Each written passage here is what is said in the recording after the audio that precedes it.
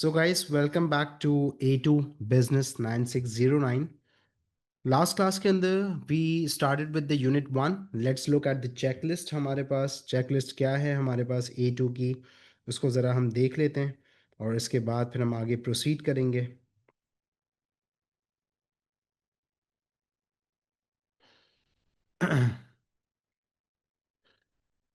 According to the checklist हमारे पास external influences on the business activity, हम यहाँ पे इस वाले पर्टिकुलर पार्ट को स्टार्ट करने वाले हैं. That is known as an economic influences.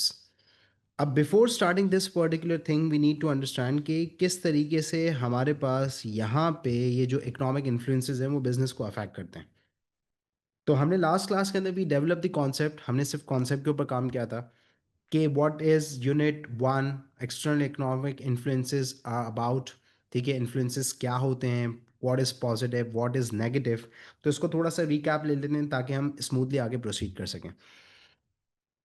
अभी इवेंचुअली हुआ भी ये कि एस के अंदर भी जो हम क्लास कर रहे थे उसके अंदर हमने यही डिस्कस किया था that the business environment is dynamic. Business का एनवायरनमेंट चेंज होता रहता है, बिजनेस अफेक्ट होते हैं. कभी भी बिजनेस की प्रॉफिटेबिलिटी, कभी भी बिजनेस का रेवेन्यू, कभी भी बिजनेस के ऑब्जेक्टिव सेम नहीं रहते. Businesses do get affected whenever there is a change in the legal policies, whenever there is a political change, whenever there is a change in the economic conditions, the businesses are going to get affected. अब word जो influence है और जो word affect है, it is not always negative. Sometimes there are things that can contribute positively as well. Let's take an example. During COVID, hotels, restaurants, airlines, schools, malls, cinemas, they were badly affected because of the COVID.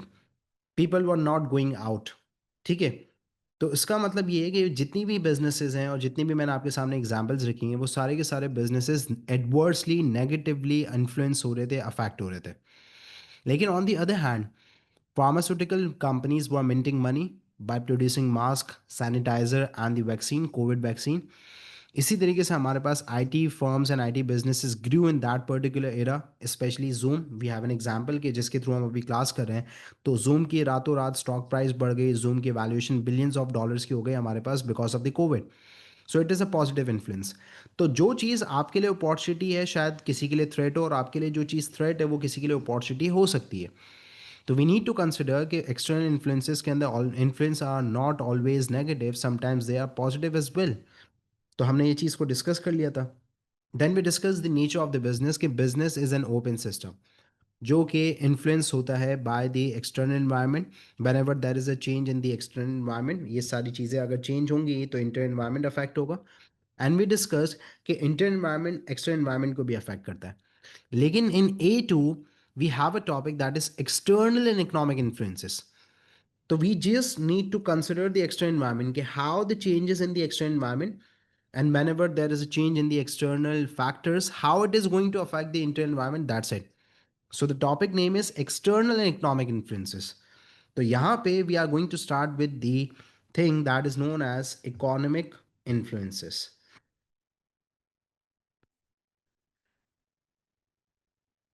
अब हमारे पास economic influences जो हम start करने जा रहे हैं that is known as economic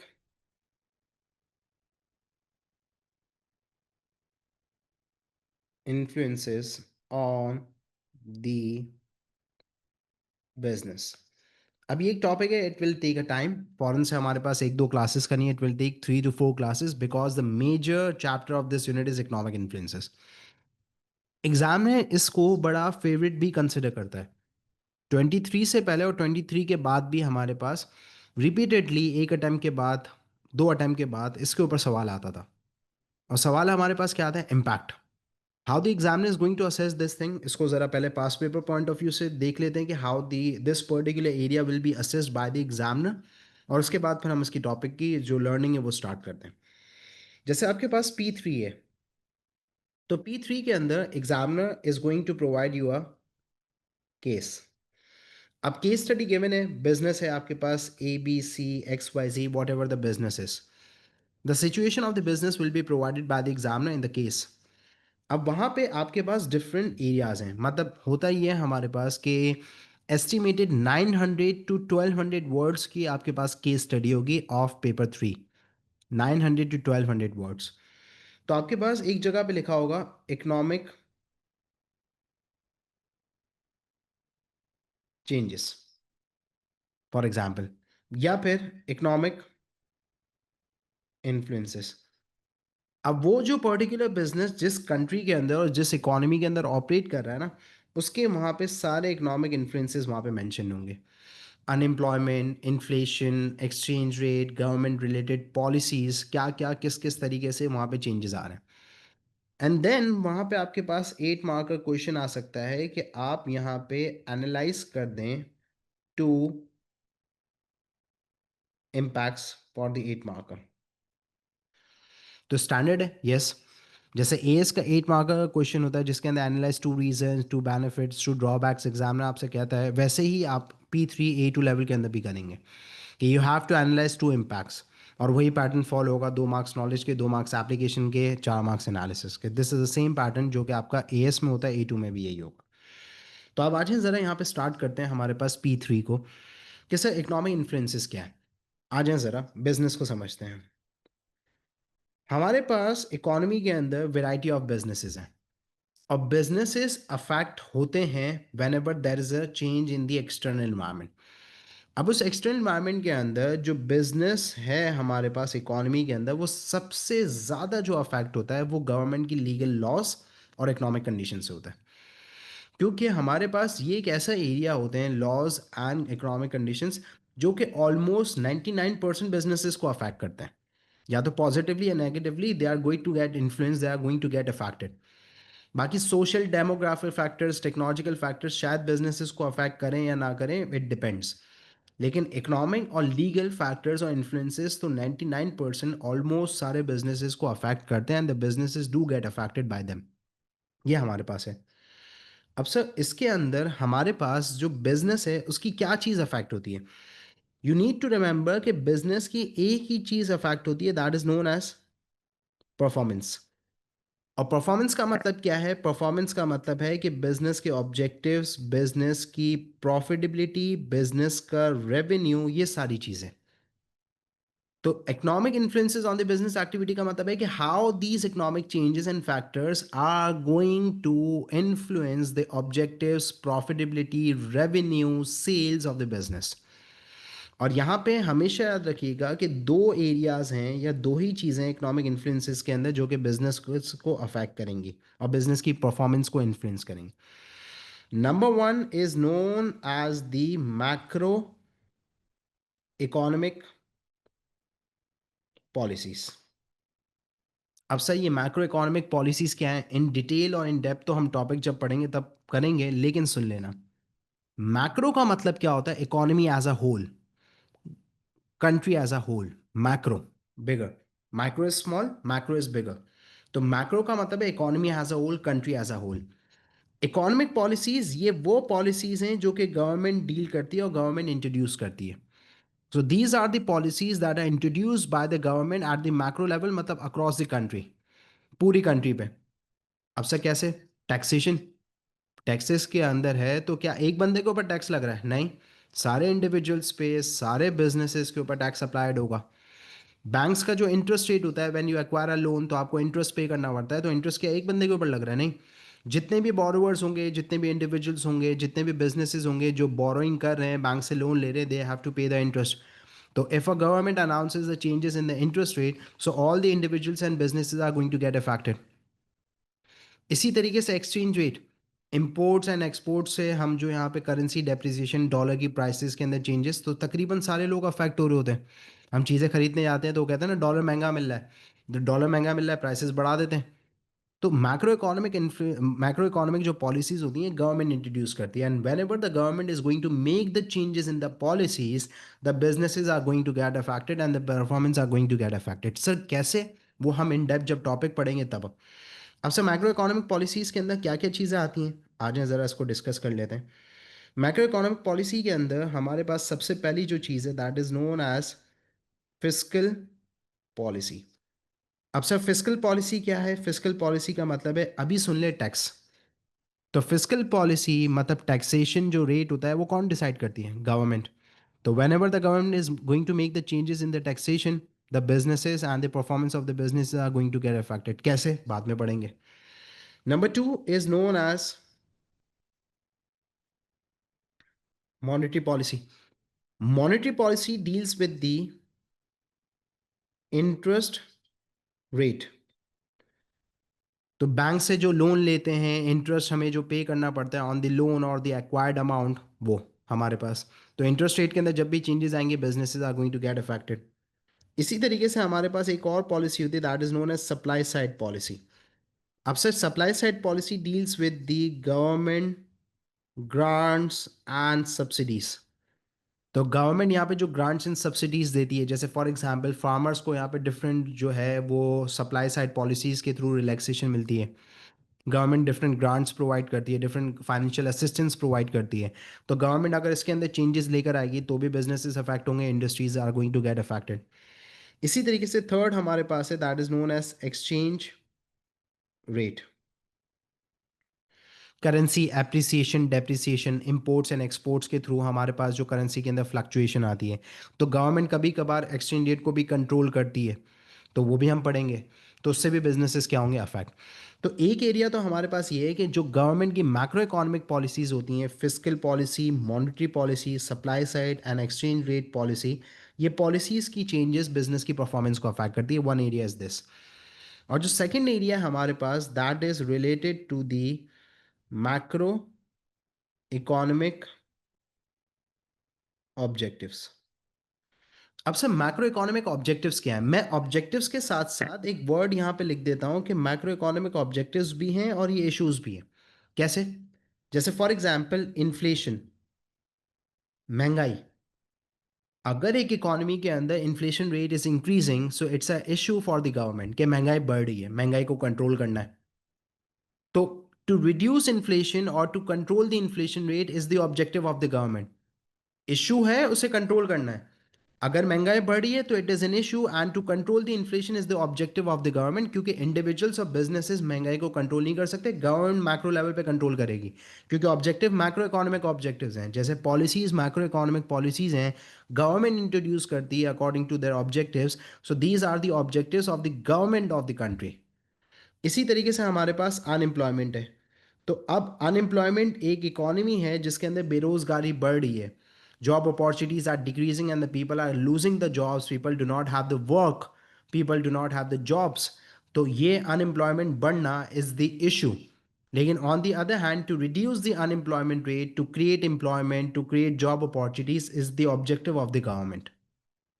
इसी तरीके से इकोनॉमिक ग्रोथ। अब ये जो इकोनॉमिक ग्रोथ है कि एक इकोनॉमी है वो ग्रो नहीं कर रही या फास्टर रेट पे ग्रो नहीं कर रही, GDP rate is not increasing, तो it's an issue. And to grow an economy and to work for the economic growth, development of an economy is the objective of the government. And the last one is again exchange rate.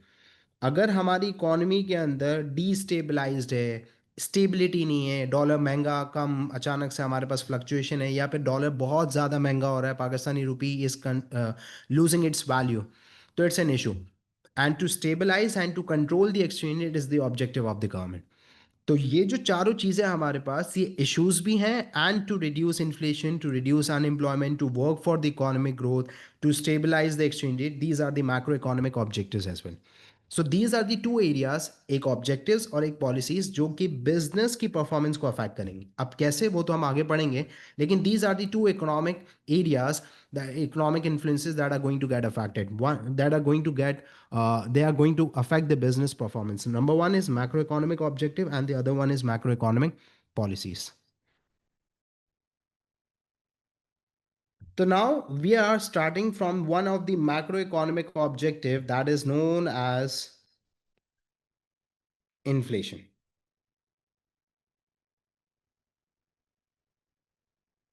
and deflation. अब those who are actually studying economics, या फिर for example O levels के अंदर भी अगर आपने economics पढ़ी है, तो you are familiar with this thing. तो सर ये जो क्या है, क्या हम मैक्रो इकोनॉमिक्स पढ़ने जा रहे हैं? Yes, a big yes to this thing.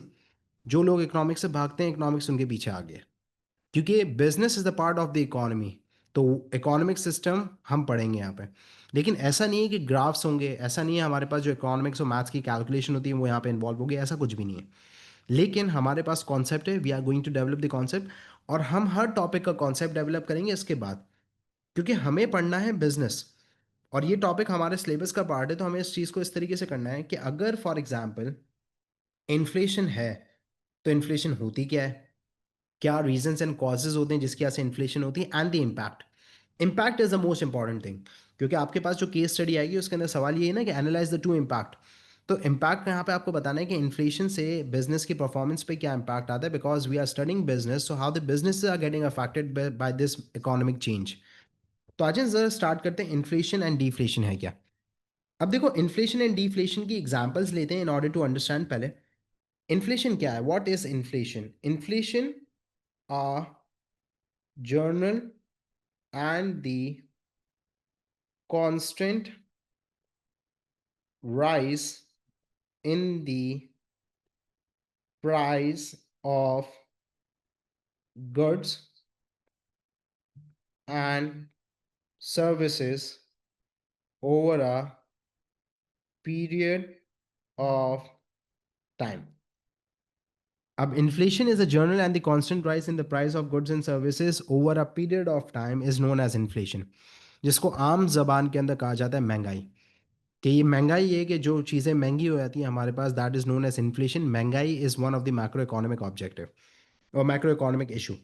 अब से ये जो इन्फ्लेशन है हमारे पास, इसकी कॉजेज क्या है, पहले तो ज़रा कॉन्सेप्ट समझते हैं। हमारे पास एक चीज़ हमारे पास ईयर 2020 के अंदर थी, उसकी एक्स प्रोडक्ट की प्राइस थी हमारे पास 100 रुपीज़।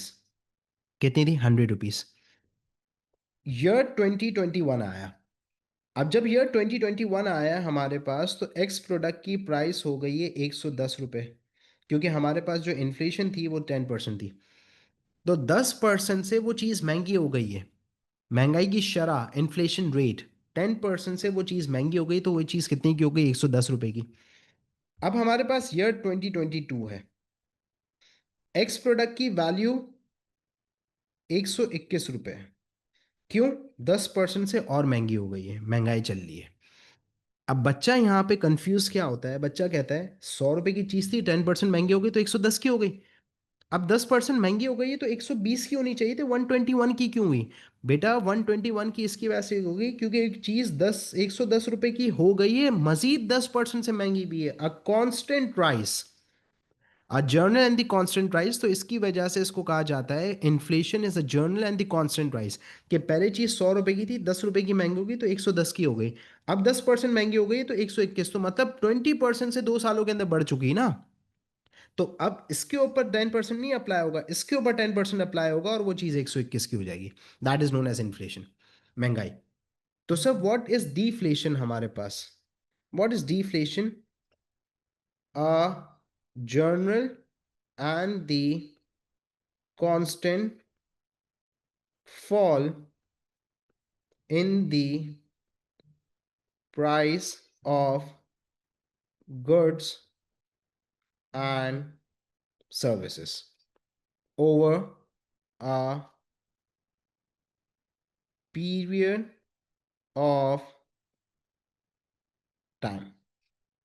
इन्फ्लेशन इज महंगाई, चीज़ें महंगी हो ना, डिफ्लेशन उसी चीज़ की वैल्यू क्या हो गई, अब पास कम। ऑपोजिट ले लें कि एक चीज़ 120 रुपए की थी, अब वो 110 रुपए की हो गई है।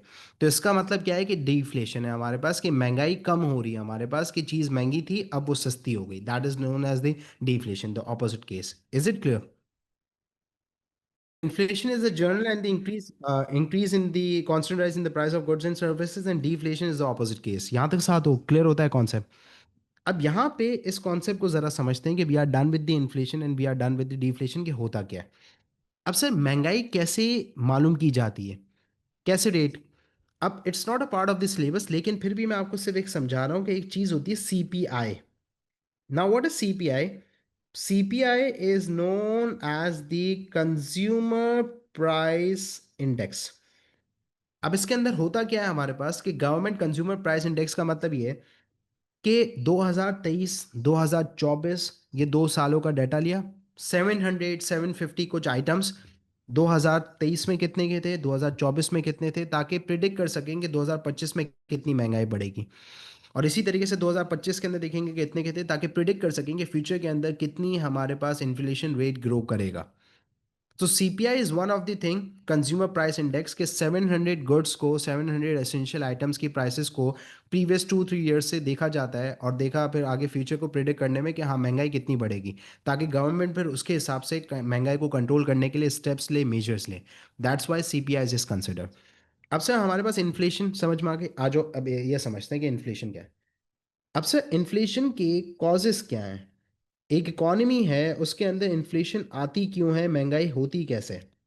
तो number one cause is, it is known as cost push inflation. Now the word is cost push inflation. Now sir what is cost?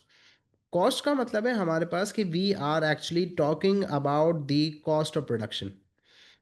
जब भी प्रोड्यूसर प्रोडक्शन करेगा तो वो कॉस्ट तो फेस करेगा। For example if I am manufacturing this particular remote AC remote controller, अगर मैं manufacture कर रहा हूँ तो उसके ऊपर मटेरियल लगा हुआ है, उसके ऊपर लेबर लगी हुई है, उसके ऊपर मल्टीपल एक्सपेंसेस इंकर होते हैं। तो जैसे फॉर एग्जाम्पल एक स्कूल है तो उसका रेंट है, सैलरीज हैं, वेजेस हैं, इलेक्ट्रिसिटी बिल है, डिफरेंट कॉस्ट इंकर हो रही है। तो कॉस्ट पुश इन्फ्लेशन का मतलब क्या है कि basically the cost of production is increasing, and cost of production का जो इंक्रीज है it is actually pushing the prices upwards. Sir क्या मतलब? Let suppose cost of production बढ़ती है तो प्रोड्यूसर हमेशा इंक्रीज कॉस्ट ऑफ प्रोडक्शन का जो बर्डन है वो शिफ्ट कर देता है टुवर्ड्स द कंज्यूमर। हमेशा इस चीज को याद रखिएगा कि whenever the producer is going to face an increase in the cost of production because of any reason, because of any increase, the producer is going to shift the burden of the increased cost of production towards the consumer। अब sir कैसे? जैसे let suppose material की बात करें, material महंगा हो गया। Sir material कैसे महंगा हो गया? आप इंपोर्ट करते थे रॉ मटेरियल, पहले रॉ मटेरियल $10 का पड़ता था एक पर्टिकुलर रिमोट बनाने के लिए। अब आपकी करेंसी डेप्रिशिएट हो गई है, डॉलर महंगा हो गया है, तो आपको पड़ता है $11 का। तो $1 से आपकी कॉस्ट बढ़ गई तो आपने $1 से सेलिंग प्राइस बढ़ा दी।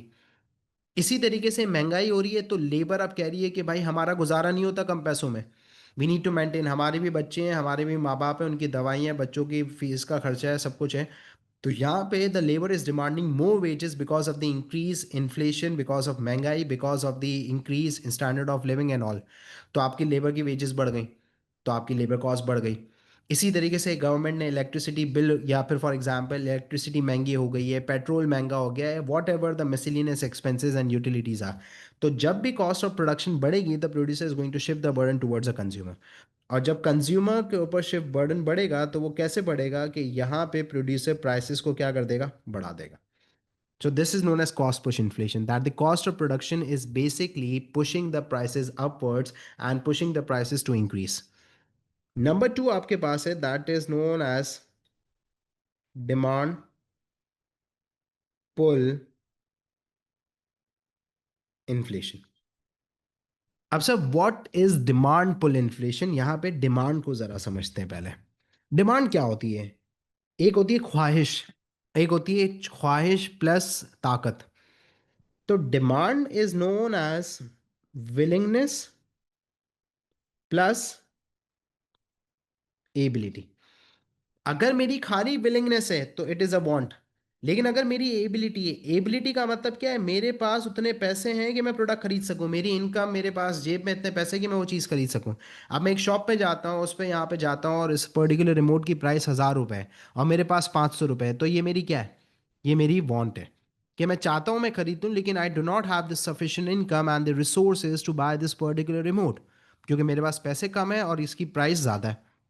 लेकिन अगर मेरी प्राइस, मेरी डिमांड है, तो इसका मतलब ये है कि ये रिमोट $1000 का है और मेरे पास $1000 ही है, तो मैं इस चीज को खरीद सकता हूँ, मेरी एबिलिटी है। तो demand is known as the willingness and ability of an individual to buy a product at the certain price. तो अगर यहाँ पे डिमांड की बात हो रही है तो इसका मतलब ये है कि विलिंगनेस और एबिलिटी है। तो सर डिमांड किसकी बढ़ती है? डिमांड कंज्यूमर की बढ़ती है। अब यहाँ पे सुनना जरा, सर एक आदमी अमीर हो गया रातों रात, हमारी क्लास में से भाई फॉर एग्जाम्पल समीर है, ये बहुत अमीर हो गया, तो क्या महंगाई हो जाएगी? नहीं। इकॉनमी के अंदर जब एग्रीगेट डिमांड बढ़ेगी, कौन सी डिमांड बढ़ेगी? Aggregate demand. एग्रीगेट डिमांड का मतलब ये है the total demand of an economy. लोगों के हालात अच्छे हो गए, लोगों की इनकम अच्छी हो गई है, लोग ज़्यादा खर्चा कर रहे हैं, लोगों के पास ज़राए आ गए हैं, लोगों के पास फाइनेंस आ गया। तो जब पूरी इकोनॉमी के अंदर हमारे पास स्टैंड ऑफ लिविंग इम्प्रूव हो जाएगा, लोगों की इनकम इम्प्रूव हो जाएगी, तो एग्रीगेट डिमांड बढ़ेगी। और जब एग्रीगेट डिमांड बढ़ेगी यहाँ पे, तो अब इसका मतलब यह है कि सप्लाई तो लिमिटेड है और डिमांड ज़्यादा है।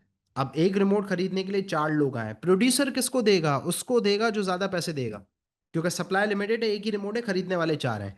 क्योंकि प्रोड्यूसर की जो नेचर है हमारे पास, प्रोड्यूसर की नेचर है हमेशा, याद रखिएगा, ग्रीडी।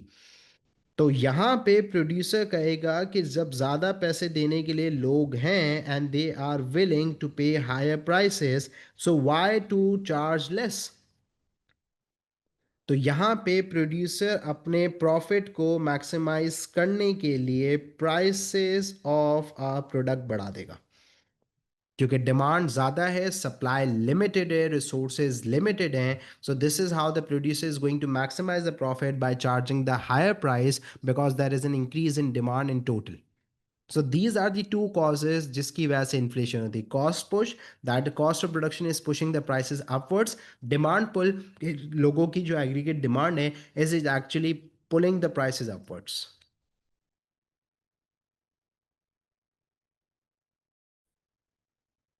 अब हमारे पास यहाँ पे दो टाइप की इन्फ्लेशन है यहाँ पे जो कि हम डिस्कस करेंगे। एक होती है हमारे पास लो इन्फ्लेशन, और दूसरी हमारे पास है that is known as high inflation. अब सर, लो इन्फ्लेशन का जो रेट होता है हमारे पास कि महंगाई किस परसेंटेज से बढ़ रही है, तो लो इन्फ्लेशन होता है हमारे पास 1 to 3%। और यूजुअली हमारे पास हाई इन्फ्लेशन इज अबव 6%। ठीक है। तो लो इन्फ्लेशन और हाई इन्फ्लेशन है। अब यहाँ पे हमारे पास जो चीज़ डिस्कस करनी है mainly, that is known as impact of low inflation. अगर एक इकॉनमी है उसके अंदर अगर लो इन्फ्लेशन है, 1 to 3% की इन्फ्लेशन है हमारे पास, चीज़ें इतनी ज़्यादा रेट पे महंगी नहीं हो रही, तो इसका क्या इम्पैक्ट आएगा? Number one, producer can shift the burden easily. Number one, इतनी ज़्यादा डिमांड अफेक्ट नहीं होगी, इतनी ज़्यादा सेल्स ड्रॉप नहीं होंगी। क्यों? क्योंकि यहाँ पे इतनी ज़्यादा परसेंटेज से महंगाई नहीं हो रही। ज़्यादा परसेंटेज से महंगाई होती है कि एक चीज़ 100 रुपये की 150 रुपये की हो गई तो मसला है, अब लोग नहीं खरीदेंगे। लेकिन अगर एक चीज़ 100 रुपये की थी 103 104 रुपये की हो रही है, तो इतना ज़्यादा मसला नहीं है, लोग खरीद लेंगे, इतना ज़्यादा इशू नहीं होगा। The producer can shift the burden of the increase price easily. Number two हमारे पास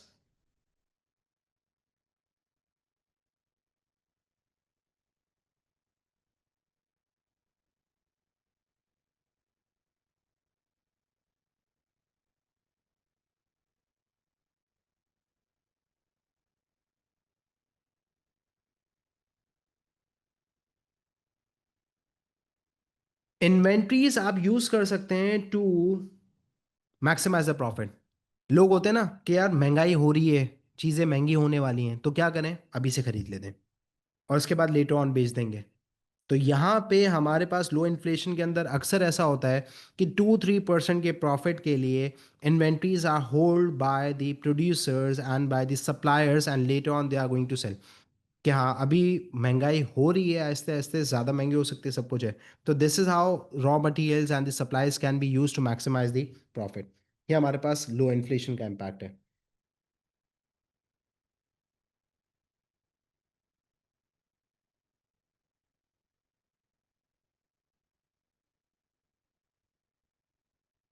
assets value will be increased. लोग गाड़ियां खरीदते हैं, लोग प्रॉपर्टीज खरीदते हैं हमारे पास। तो इतनी ज़्यादा महंगाई, तो 2-3% से यहाँ पे उनको प्रॉफिट भी हो सकता है कि लोगों ने मशीनरीज खरीद ली, लोगों ने प्रॉपर्टीज खरीद ली, that the inflation rate is increasing. तो आज हम 1 करोड़ रुपए की चीज़ लेते हैं, थोड़े टाइम के बाद 1 करोड़ 5 लाख रुपए में, 10 लाख रुपए के अंदर हम बेच देंगे। तो एसेट्स की वैल्यू क्या हो जाएगी, बिजनेसेस की इंक्रीज। तो ये एज सच हमारे पास लो इन्फ्लेशन के इम्पैक्ट है। मेन हमारे पास जो एरिया है that is known as the impact of high inflation. Number one, demand हमारी क्या हो जाएगी, प्रोडक्ट की कम हो जाएगी।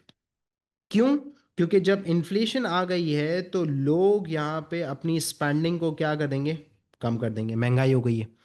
और जब स्पेंडिंग को यहाँ पे कम कर देंगे तो यहाँ पे business individuals are going to cut down the spending on non essential goods. अब से नॉन एसेंशियल गुड्स क्या होते हैं? रेस्टोरेंट्स, मूवीज, ब्रांडेड क्लोथ्स, इसके ऊपर खर्चा नहीं करेंगे। क्यों खर्चा नहीं कर रहे? क्योंकि यहाँ पे अब हालात खराब है, महंगाई हो रही है। तो people are going to cut down on the non essential goods. Essential goods को तो कट डाउन नहीं कर सकते। एसेंशियल गुड्स को क्या कट डाउन करेंगे? जो बेसिक नेसेसिटीज हैं उसको तो फुलफिल करना ही है। नंबर टू,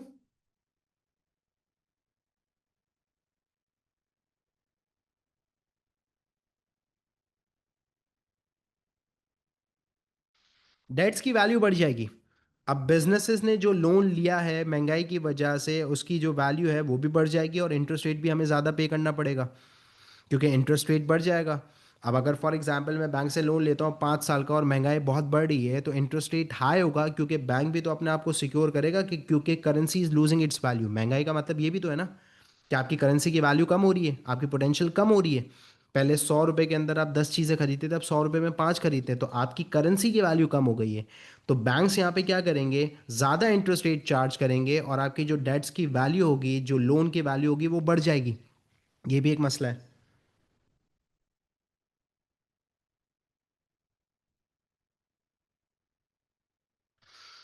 जो सप्लायर आपको पहले क्रेडिट ऑफर करते थे ज़्यादा, अब वो इतना ज़्यादा क्रेडिट ऑफर नहीं करेंगे। लॉन्गर डेज ऑफ क्रेडिट नहीं ऑफर किया जाएगा, क्रेडिट पीरियड्स को लोअर डाउन कर दिया जाएगा, कम डेज के लिए आपको क्रेडिट ऑफर किया जाएगा। तो ये भी एक हमारे पास मसला है, क्योंकि currency is losing its value. तो पहले आपको जो 30-40 डेज का, 20 डेज का लोन मिलता था, क्रेडिट पे सप्लाईज मिलती थी, अब वो आपको 5-10 डेज के मिलेंगी, ज़्यादा क्रेडिट ऑफर नहीं, क्योंकि महंगाई ये चीज़ें। तो अगर वो आज आपको देता है और 10 दिन के बाद आप पैसे उसे दे रहे हो, तो महंगाई इतने रेट से बढ़ रही है कि उसकी वैल्यू से नुकसान हो जाएगा, क्योंकि आपको जिस पैसों में उसने बेचा है, मज़ीद खरीदने के लिए उसे और पैसे डालने पड़ेंगे। तो this is one of the case.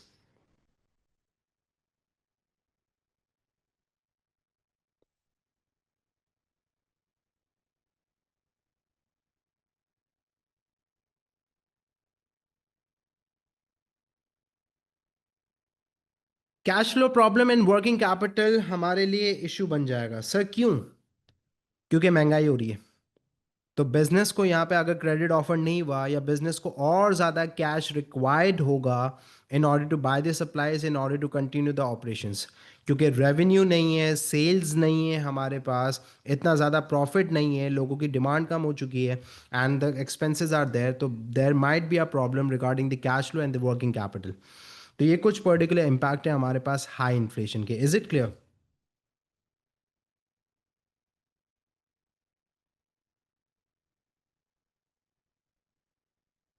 और क्या पॉइंट हो सकते हैं, थोड़ा सा डिस्कशन कर लें आप लोग भी।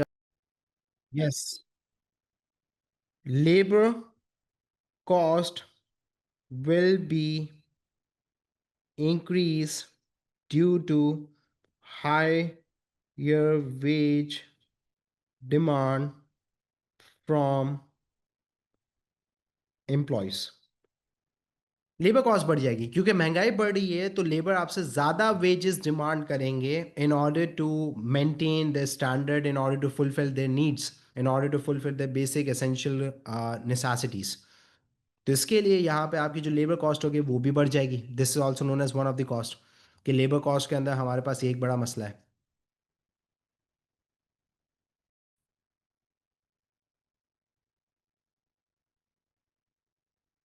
द बिजनेस में लूज एक्सपोर्ट ऑर्डर्स, ये भी हमारे पास एक मसला है। कैसे? पाकिस्तान के अंदर हमारे पास इन्फ्लेशन की वजह से टेक्सटाइल के एक्सपोर्ट यूरोपियन ऑर्डर्स लूज हुए थे आज से 3-4 साल पहले। लेबर महंगी हो गई है, बिजली महंगी हो गई है, पेट्रोल महंगा हो गया है। तो यहाँ के जो एक्सपोर्टर्स हैं, यहाँ के जो प्रोड्यूसर्स हैं, they were facing the loss through the exports, क्योंकि एक्सपोर्ट के ऑर्डर कैंसिल हो गए। तो हमेशा जो कंट्रीज होती हैं जो इंपोर्ट करती हैं, they are going to choose a country जो कि प्राइस कंपैटिटिव हो, जहाँ पे कॉस्ट कम हो, वहाँ से वो इंपोर्ट करेंगे तो उनको फ़ायदा होगा। तो यहाँ पे Pakistan loss this particular export orders through high inflation. तो यहाँ पे इस चीज़ को भी समझना ज़रूरी है कि जो एक्सपोर्टर्स होंगे they will face the loss because they are going to lose the export orders from the other countries. और हमेशा जो अदर कंट्रीज होंगी they are going to prefer the country that is price competitive. This is also known as one of the impact of the high inflation. और इसी तरीके से deflation as such तो नहीं है, लेकिन फिर भी इम्पैक्ट सुन ले डिफ्लेशन का। एक सबसे बड़ा हमारे पास जो इम्पैक्ट आता है ना डिफ्लेशन का, वो ये होता है कस्टमर्स पॉइंट ऑफ व्यू। यार सस्ती हो रही है, थोड़ी सी और सस्ती होगी। जैसे फॉर एग्जांपल अभी हमारे पास ये गाड़ियों के रिलेटेड बजट के अंदर अनाउंसमेंट आ रही थी कि गवर्नमेंट जो है वो टैक्सेस को, इन सारी चीज़ों को रिड्यूस करेगी, ड्यूटीज़ वगैरह को, तो गाड़ियाँ सस्ती हो जाएंगी। तो अचानक से ऑटोमोबाइल इंडस्ट्री के अंदर परचेज रुक गई, क्योंकि कस्टमर्स वर वेटिंग कि हाँ there will be the reduction in the prices. तो डिफ्लेशन के अंदर अक्सर हमारे पास ऐसा ही होता है कि कस्टमर की जो परचेजेज हैं वो रुक जाती हैं। फिर हमारे पास ये बड़ा मुश्किल हो जाता है फोरकास्ट करना कि महंगाई कितनी परसेंट से कम होगी, 2% से होगी, 4% से होंगी। तो ये जो सारी फाइनेंशियल प्लानिंग होती है ये भी अफेक्ट हो जाती है, ये भी डिस्टर्ब हो जाती है। तो डिफ्लेशन का एज सच सिलेबस के अंदर इम्पैक्ट तो नहीं है जो कि डिस्कस करना है। Main is inflation causes and the impact. So we are done with the impact of low inflation and we are done with the impact of high inflation. Do you have any question? So you can ask. Thank